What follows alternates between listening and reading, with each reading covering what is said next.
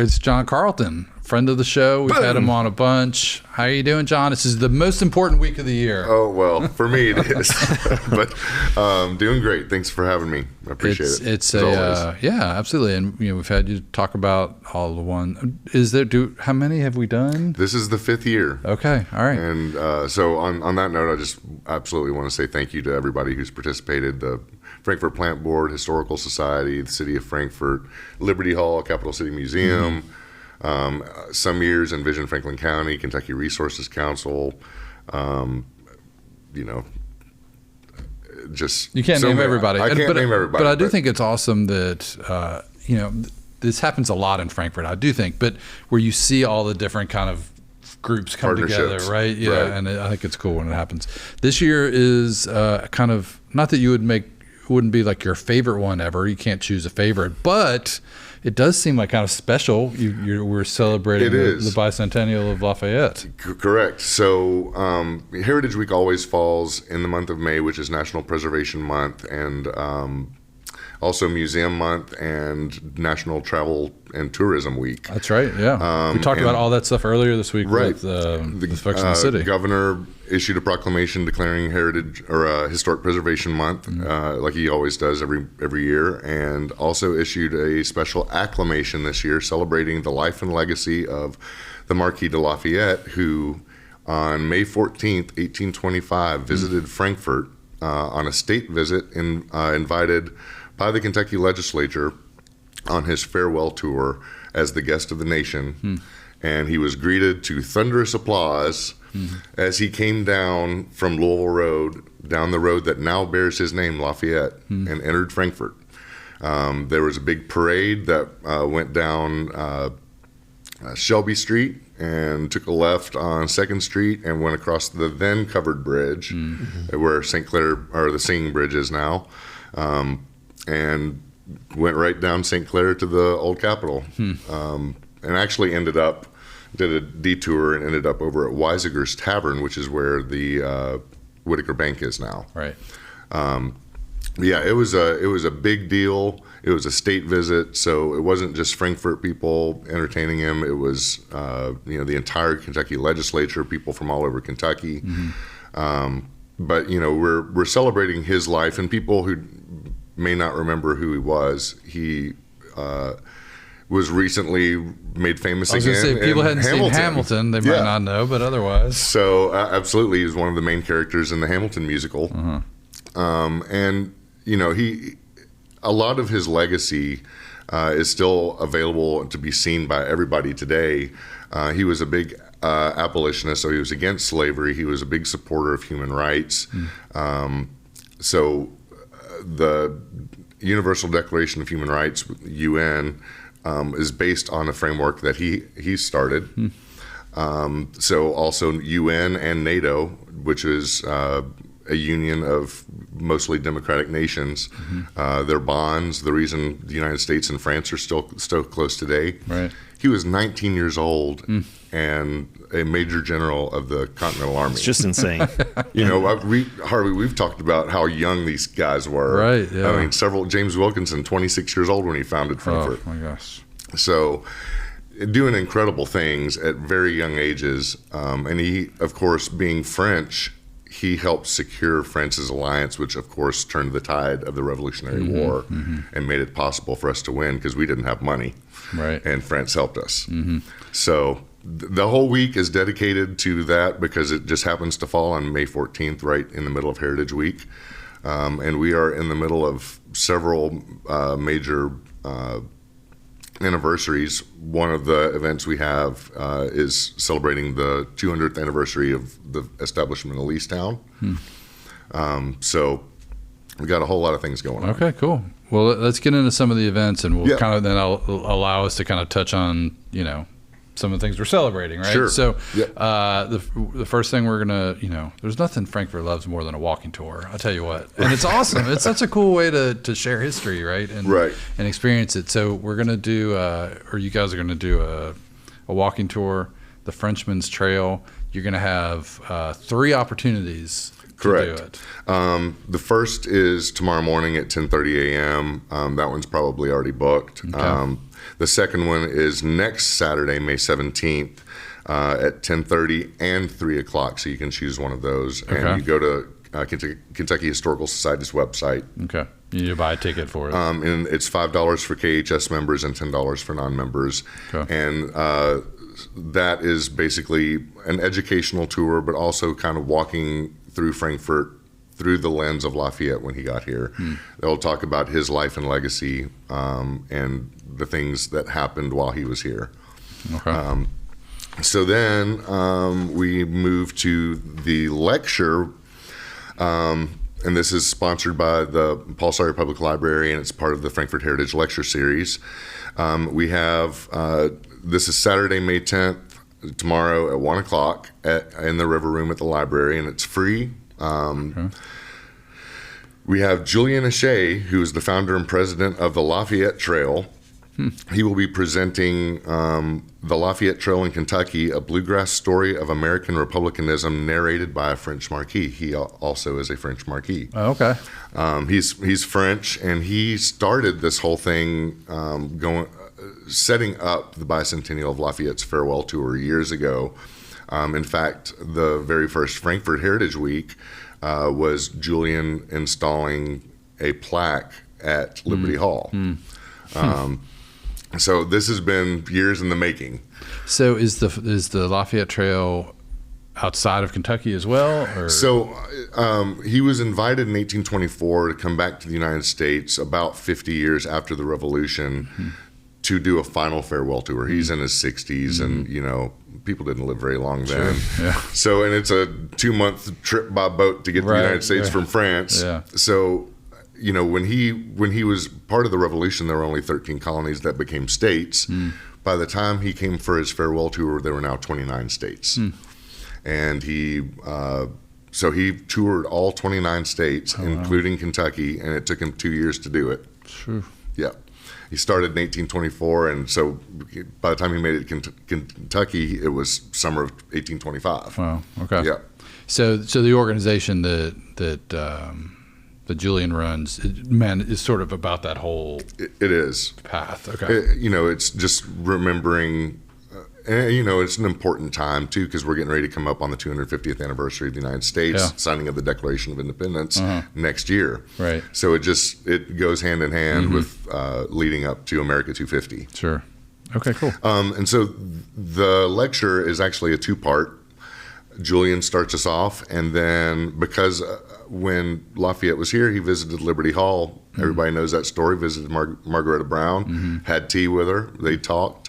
They had a very special connection, which will be discussed in the second lecture, which is John Walker, who is the curator of collections at Liberty Hall Historic Site.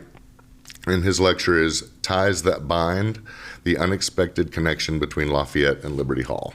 Okay. So we get to make that connection as well. And of course, Margaretta was the wife of Kentucky's first U.S. Senator, John Brown. And John Brown's brother was the minister of, what did they call it back then? Today we call it an ambassador, but he was the minister to France for America. Okay. So there was that family connection as well.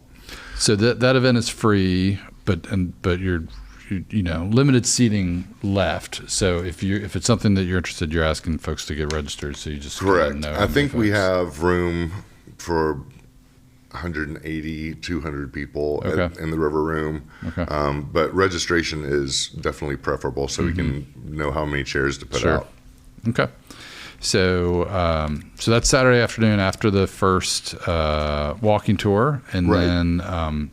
You get Sunday and Monday off? Is that nothing happening? Well, I mean, you can always sit back and watch Cable 10, your all's history programming those 2 days. Yeah, absolutely. So, Monday and Tuesday off, and then we resume the Lafayette events with actually... Let's talk about the thing on Tuesday night. So Tuesday night, we celebrating Leestown's 200th anniversary. Patty Peevler, who is... works at the Capital City Museum and is the president of the Frankfort Cemetery. She has written a brief booklet pamphlet of on Leestown's history, and they're releasing that in partnership with the Capital City Museum. It's called Leestown, Where the Buffalo Crossed the River. And that book release will be Tuesday, May 13th from 5 to 7 at the Capital City Museum, and it's free. She'll give a brief presentation and sign copies of the books. And then actually later on, we're going to have her talk at the Frankfort Heritage Lecture Series in a few months. Scott, do you know what Leestown is or was? No, not exactly. I've heard about it at one point, and I forget where exactly it was. Buffalo Trace. Yeah, that's what I was guessing, because I know that Buffalo Trace is, well, obviously where the buffalo crossed the river down there.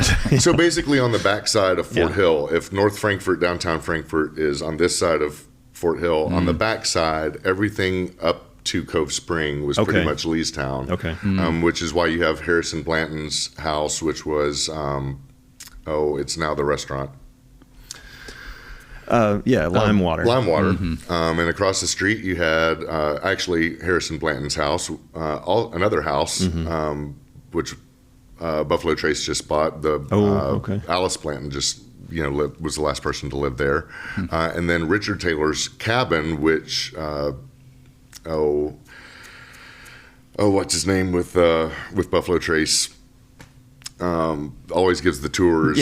Freddie Johnson always gives the tours of Richard Taylor's house, which was one of the oldest buildings in Franklin County. So Leestown was established before Frankfort was. It was established in 1775, which is the 200th anniversary, and then Frankfort was established in 1786. So about 11 years later. Okay. And then there were some Indian attacks. People abandoned Leestown. Frankfort took the dominance and became the dominant, and then Leestown kind of went away. So you could learn more about that by reading Patty's book. Absolutely. Which you're going to release on Tuesday at the Capital City Museum. Right. Okay. And then, part of the Lafayette things that we're doing is recreating that one day that Lafayette was here. He had the parade, he had a feast, he had the dinner or tea with Margaretta Brown, and then there was a ball at Weisinger's Tavern. So the feast we're recreating at Liberty Hall, and this is the feast, Lafayette Feast at Liberty Hall in the Ornamental Gardens. So is that where it was back then, or do we know? It was at Weisinger's Tavern, where Whitaker Bank is now. Okay. But there will be French-inspired cuisine, and guests will enjoy a cocktail hour on the patio of the Orlando Brown House, followed by a 4-course dinner in the garden, aperitifs to be provided, followed by a cash bar. So it'll be a big deal, and that's $60 per person. Okay. Reach out if there are still seats available. Okay. I'm not sure that there are, but it's possible. But Liberty Hall would be the place. That's where you're going to. Right, and that's Wednesday. It's from 6:30 to 9 o'clock. Okay. And then Thursday, it's Preservation Month, so we always try to include something preservation related. Montrose Park, the architectural survey that was recently done. This will be their public participation or presentation, and the city of Frankfort had contracted Pinion Heritage Advisors, so they will be presenting on that, and it's free to go. It's at 5 o'clock on Thursday at City Hall, and they'll be talking about what was discovered during the architectural survey, and its eligibility for the National Register of Historic Places. Okay. I think we had, Vicki Berenberg was here on Wednesday, and we talked about that. Okay. And how, they were incorporating the neighborhood, the folks that live there, as to whether it's something that they would be interested in doing or not. Right. And so it's always just important to have the information. We determine whether it's eligible, and then it's up to the neighborhood to decide whether that's something they want to pursue. There are benefits. There are historic tax credits that come with being on the National Register. So it's important to But then there's also the things that make, maybe a little more difficult about doing things. So it's important for them to make that decision. Absolutely. And there's just, interesting historic things we find doing the research. Yeah. So cool. So that's Thursday at 5 o'clock at City Hall. And then Historical Society's doing another one. This is the celebration public celebration, picnic, outdoor celebration at the Old State Capitol. And this is Saturday, May 17th from 12:30 to 3 o'clock. It's free to the public. It's a family-oriented event. Bring a basket lunch, hang out on the grounds of the Old State Capitol. There will be carriage rides, demonstration of Revolutionary War cannons, reenactors from Painted Stone Settlers, the 202nd Army Band of the Kentucky National Guard, and inside the Old State Capitol, and I believe maybe at the History Center, they will have artifacts available of Lafayette's visit and just his life. And then they will also proudly unveil the winners of the Lafayette Student Writing Contest that KHS has had out there. And that's sort of right, but you have the walking tours next Saturday before and after that. So you can do the walking tour and lead into this, lead into this, or do this and then do the walking tour after. Absolutely, right. And then we finish it off Saturday night. Speaking of making a whole day of it, at 5:30 at the Old State Capitol and the History Center with the grand finale, which is a recreation of the Lafayette Ball. It's $50 for KHS members, $60 for non-members. It starts at the Old State Capitol and ends at the Kentucky History Center. It will have period music of the time, lively dancing, and a delightful selection of food and drink, and a Revolutionary War salute performed by the Sons of the American Revolution Isaac Shelby chapter. A historical address also by Julian Ashay of the Lafayette Trail. Again, you can see artifacts from KHS.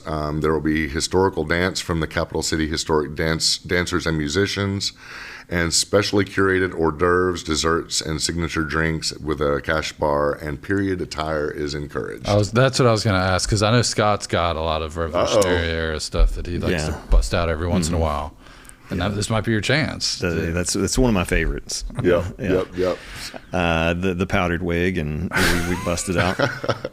And along with this, the entire time this week is going, Cable 10 will have historical and heritage programming. Absolutely. All week, like you all mentioned. And favorites: Russ Hatter, Frank Sauer, Nikki Hughes. All the John Gray historic Frankfort lecture series that took place at the Farmers Bank, Farmers Bank on the roof of the top floor. Yeah, so we'll talk more about that. That gets started tonight, but we'll get into all that when we get into our coming up on Cable 10. Yep. So. John, thanks for coming in. Yeah, thank you all for having us. So much going on. I know. And just, once again, thank you all for 5 years of doing Heritage Week. Yeah. And amazing. By the way, the voice extra deep this morning.